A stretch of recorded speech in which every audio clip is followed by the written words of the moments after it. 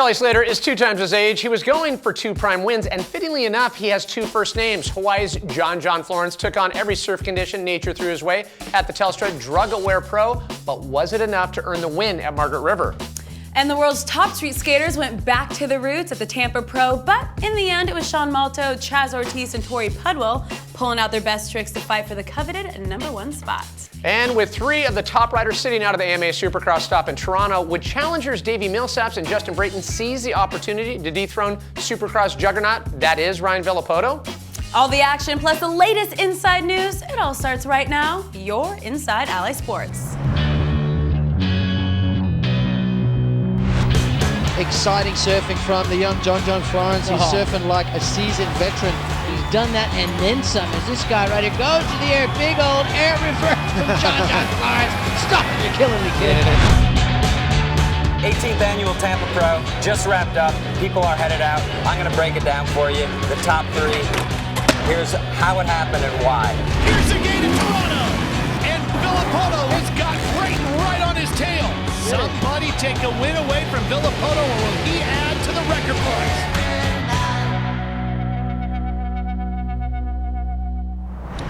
Welcome to Inside Alli Sports if you're watching us right now, and if you're not, you're super stupid. Open your eyes, and if you want to see even more, then don't forget to subscribe to Inside Alli Sports and all the shows on the AlliSports channel.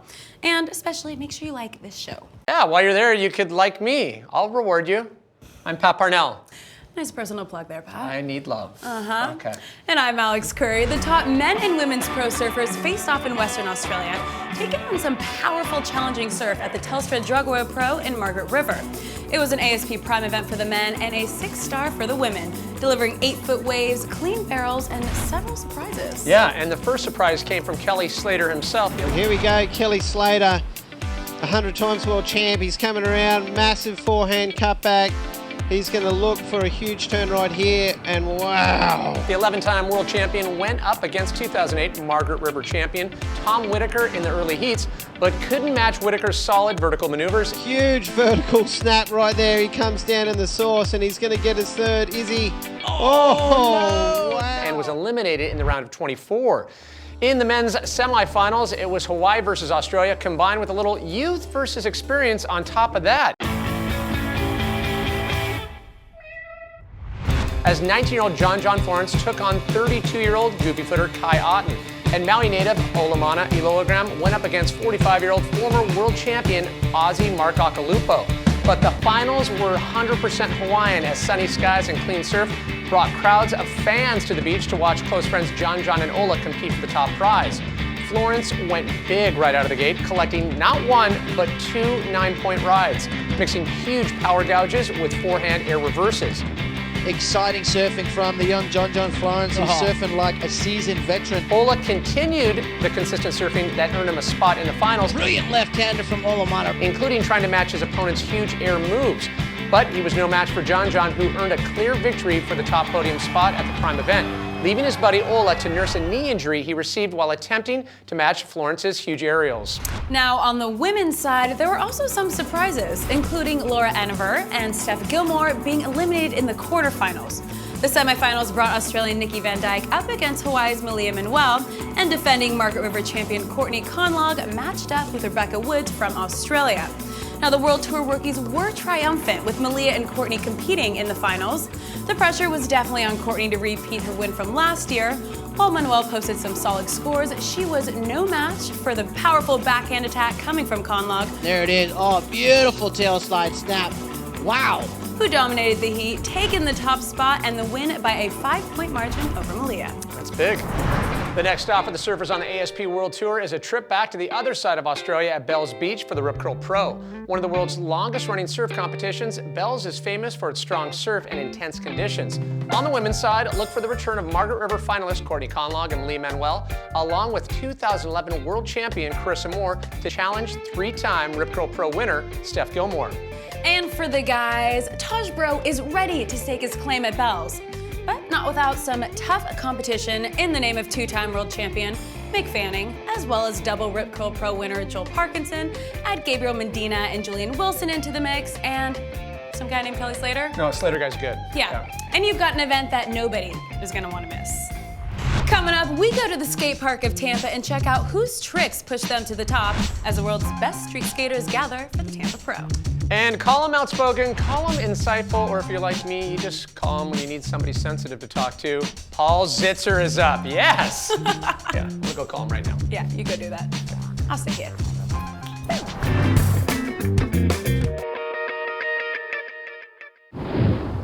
March 31st, 18 of the world's best snowboarders come together for the most extreme competition ever. Supernatural, part of the Red Bull Signature Series. March 31st on NBC. Welcome back to Inside Alli Sports. Take over 40 of the world's best professional street skaters, put them together with as many fans that can be jammed inside the skate park of Tampa, and you've got the 18th annual Tampa Pro. Yes, you do. The 2012 event featured top skaters and former winners, such as Nigel Houston and Chris Cole, and a course that evolves each year with the support from Nike SB. Pro skateboarder and, dare I say, legendary skate analyst Paul Zitzer was right there as it all went down as he takes us inside skate. Hi, this is Paul Zitzer. I'm at the 18th annual Tampa Pro. Best one ever.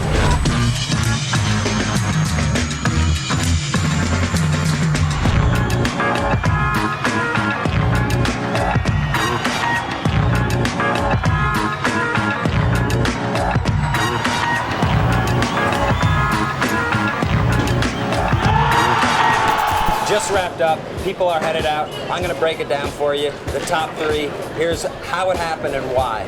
3rd place, perfect boy, Sean Malto. He was going for the win. He had a perfect run. It all came down to his last trick. Fakie 5-0, fakie flip out on the flat bar. Bailed it. Ended up in 3rd place. 2nd place, Chaz Ortiz. He did have a perfect run. Big kickflip transfer into the bank. To the setup. Blowing. But his best trick, frontside hurricane across the flat bar, just locked in and sitting on it. He was bailing it in practice, and I think he bailed it in one of his runs, so he replaced it with a backside Smith grind. He made it, but the judges noticed he substituted out a trick. He got 2nd place. T-Puds, Torey Pudwill, he didn't hold back at all. He went for absolutely everything, full bore. Frontside lip slides and backside lip slides across and down the hubba, and he got on the highest ledges that people can't even ollie onto, doing super hard tricks. There you go. He won the contest and he deserved it. 1st place, Torey Pudwill, 2012 Tampa Pro winner. Coming up, with injuries taking out 3 of the top AMA Supercross racers, was there anybody left in Toronto to challenge the seemingly superhuman Ryan Villopoto? We'll find out, and we get you all caught up on the latest inside news. So stick around. Really? Yeah. Awesome. It's gonna be good.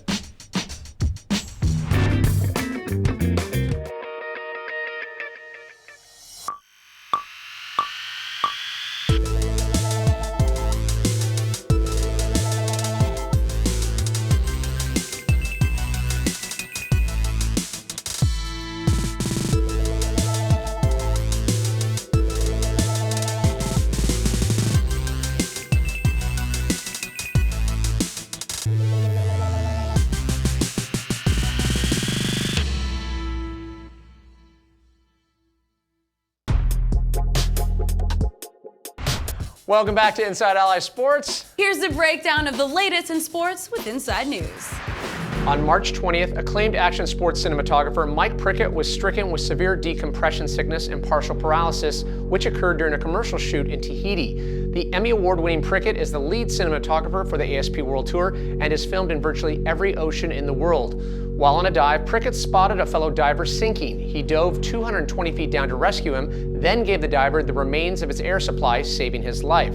After enduring daily 6-hour sessions in a hyperbaric chamber since the accident, he has regained sensation and minor movement in his legs, and even posted a message of thanks to his supporters. Hi, how you guys doing? This is Mike. I'm still here in Tahiti recovering, but I wanted to say thanks to all the messages and prayers and good thoughts and wishes from everybody around the world. I have so many that I can't respond to all of you guys, so I wanted to make one message and send it to all you guys. So thank you very much. I love you guys. And Tahiti for a while longer, and then I'll be rehabbing in the mainland somewhere. On Tuesday, March 27th, Prickett was flown back to the United States and is now continuing his treatment at the UCSD Medical Center in San Diego. A fundraiser was held at Turtle Bay in Oahu, Hawaii on March 28th, and supporters can reach out to Mike Prickett through his website at prayforprickett.com. Big Bear Lake in California is blowing up this week thanks to the 8th edition of the Grenade Games. Now this is a unique snowboarding and music festival held at Big Bear Mountain Resort that not only showcases traditional halfpipe and slopestyle events, but it also features a night rail jam, a dual slalom race, and of course the Chinese downhill. Confused? Well, that's why we sent snowboard analyst JJ Thomas to Big Bear as he takes us inside snow. This is JJ Thomas. You're watching Inside Alli Sports. Welcome to the Grenade Games.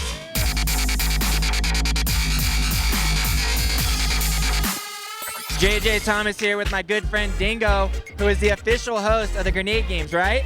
If there was to be an official host, JJ, it's probably me, but we're not very official at all.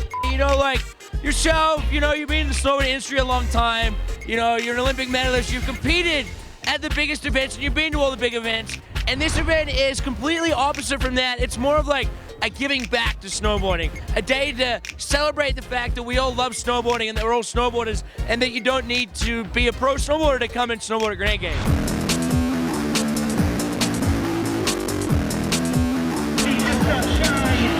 Sitting here with Danny Cass. Danny, what happened? You just got claimed at your own pond skim. What's up? Well, the wave pool really took me out. I tried to do a slash, and then there's this feature at the coping. It's called the snowball throwers, and they hit me right in the face. And then I got wet, and then I figured I would just get wet with everyone. Dude, good job. That was amazing. I mean, I was bummed to see you go down, but you took it like a champ, and then you went back and did the cannonball. Yeah, you got a cannonball in. You just got to take it. So are you going to be doing the mogul competition? I think I'm a little too soggy to do the mogul competition right now. I just gotta drench this thing out a little bit, and then I might get ready for this mogul competition.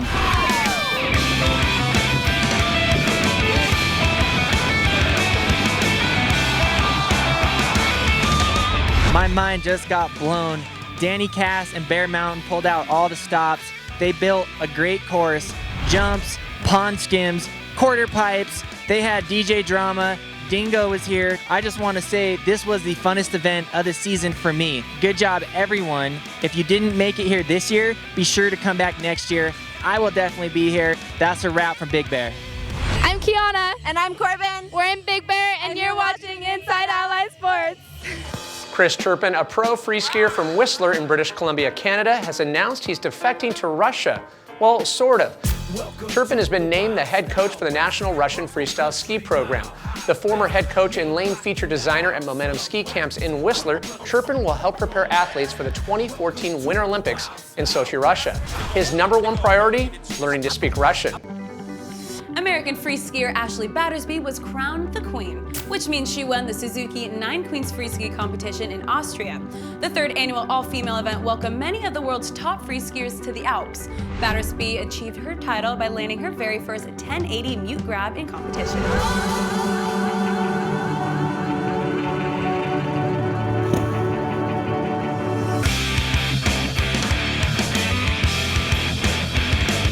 It was stop number 12 for AMA Supercross at Rogers Centre in Toronto, Canada, with injuries keeping leaders Bubba Stewart, Ryan Dungey, and Chad Reed off the track. Would challengers like Davi Millsaps or Justin Brayton fill the void and make life at least marginally uncomfortable for Ryan Villopoto? You know the adrenaline's pumping right now. Here's the gate to Toronto. Well, possibly at the start when Justin Brayton took the lead as the gates dropped. Millsaps tries to get the drive. Brayton with the toll shot. But it seemed like only moments before Villopoto charged his way to the front of the pack. Three fastest riders of the night, right up. Probably because it was literally only a few moments, as Villopoto claimed the lead on lap 2. Right here, Villopoto to the inside with that aggressive move. Devours him in that corner. Ryan Villopoto lights the candles here in Toronto. Overall standings have, well, who are we kidding? Villopoto can pretty much do the next race at Houston's Reliance Stadium from his Barker Lounger and still maintain his 79-point lead over Ryan Dungey. While any sport that features a pack of full-throttle motorcycles flying 70 feet in the air and racing inches away from each other, and sometimes right on top of each other, is inherently dangerous, the 2012 AMA Supercross Tour has endured an excessive amount of injuries that have taken most of its top riders out for the season. Well, it has been a rough season for a lot of riders, and it all kicked off at Angel Stadium, where Josh Hill, just coming back to racing, he ended up suffering a broken tibia at the opener at Angel Stadium. He's out. Trey Kennard and Ryan Morris had a horrible crash at Dodger Stadium. For Trey Kennard, it's his back. He's done for the season. For Morris, he was injured in that same incident. Broken jaw, fractured vertebrae, collapsed lung, concussion, broken ribs. Ivan Tedesco landed on in LA as well. He hopes to come back next week at Houston. Andrew Short, as the series moved on to San Diego, suffered a first-degree separation of the AC joint. Chad Reed, well, we've documented this one a bunch. Crashed while racing for the lead in Dallas, broken tibia and fibia, broken ribs, broken T6 vertebrae, and that torn ACL ending his championship hopes. Ryan Dungey, well, his championship went out the window with a broken collarbone while practicing before the St. Louis round. He rode St. Louis, got second. The shoulder got worse. He got deflated. He's out. James Stewart, just a week ago in Indy, concussion and some other injuries, and it looks like his championship chase is done as well. 9 riders who have won lights or supercross races in their career, missing races this year. 3 past champions with a total of 96 career wins, and 4 of the last 5 lights titles, or 5 titles between them, having missed races as well. With 14 championship titles and an AMA Athlete of the Year award, Australian Chad Reed is on a short list of some of the most successful motocross racers in history. Unfortunately, he is also on the growing list of injured supercross riders out for the season. I need to know.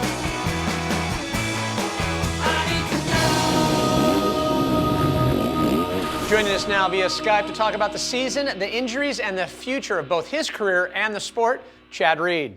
Chad, let me start with asking about the injury that you sustained this year. When we were all watching it happen, it didn't seem like it was as traumatic as it ended up being. What happened and how did it happen? I guess that's how I have to put it. I mean, how it happened was, just human error, basically. I mean, there's no other excuse. I just made a little small mistake and, changed up the line a little bit. The yellow flag was out, and I just, did what I was supposed to do and kind of delay in the turn a little bit, make sure no one was down, and the rest is history. I mean, I went over the ball. I couldn't put any weight on my leg. I was struggling to breathe.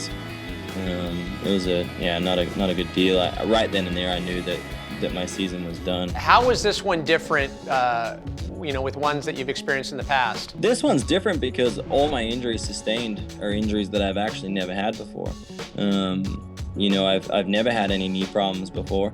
I've never had a broken rib or 2 before, and I've never actually had any, fractures on my back. Let's get into before the accident. I think it was Jeff Emick was talking about, right before it happened, he was saying that you were looking sharper than you've looked in recent months and even the previous season. How did you feel, up to that point? Did you feel like you were getting that momentum that everyone was kind of putting on you? Yeah, I don't know if you call it momentum or not. I just was in my groove, I was feeling it, and I won a race back in LA at the 3rd round, and then was managing to be able to be on the podium each and every week. I would say up until San Diego, RV had quite an edge on all of us. He was just really comfortable, riding really fast, and I couldn't match that pace. And it should be said, going back to Ryan Villopoto, the season before his big season last year, he was coming off the injury list. Now let's speculate on you and next season. How's your mind at, and where you think you're going to be physically going into next season? I feel good. I've got a lot of time to think about a lot of things, and and to work towards 2013. And before the crash, I wasn't even 100% sure whether I'd actually be racing in 13. So I've actually seen a lot of positive in how much I really want to be a part of, racing a dirt bike still. And I feel like I have what it takes to win and to win championship. And I'm hoping to be the trifecta, try to be that 3rd guy that can come back. Love to hear it. Thanks for joining us, Chad, and good luck on the rehab, and we look forward to seeing you on the track. Appreciate it, guys. All right. Have a good day. Take care.